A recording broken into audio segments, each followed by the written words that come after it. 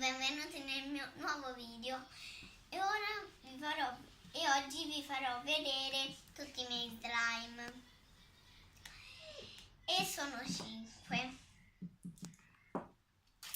Allora, prima di tutto cominciamo con questo rosa, che è un pochetto difficile aprirlo, però vabbè. E è un po' appiccicosino. E guardate, aspetta, e non è un, no, non lo fa, non si allunga un pochetto.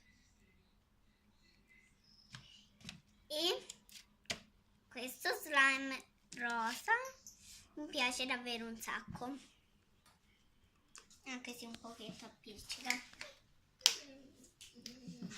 Poi abbiamo questo che è un po' difficilino aprirlo, e anche se è un po' difficilino, vabbè, perché tanto poi si apre alla fine.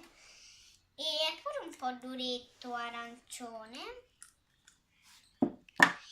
ed è questo che lo allungate e fate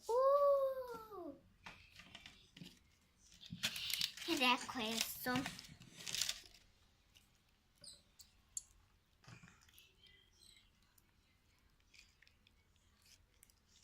E questo.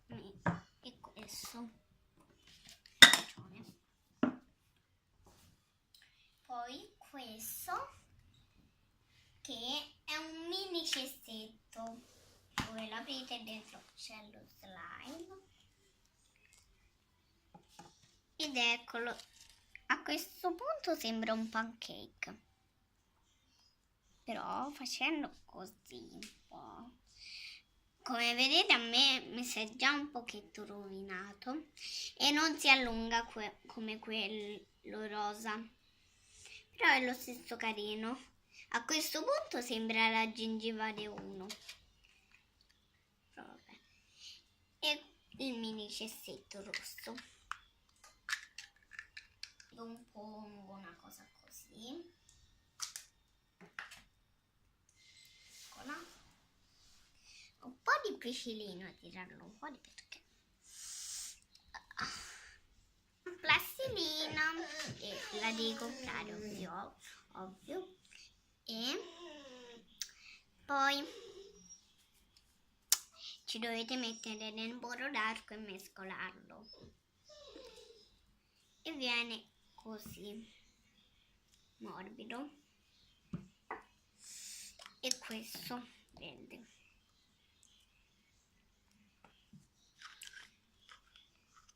Fatto mi sa ieri, e c'è bisogno di un liquido rosso che ho usato da un po' di burro d'arco, però ora è diventato un po' bruttino in realtà,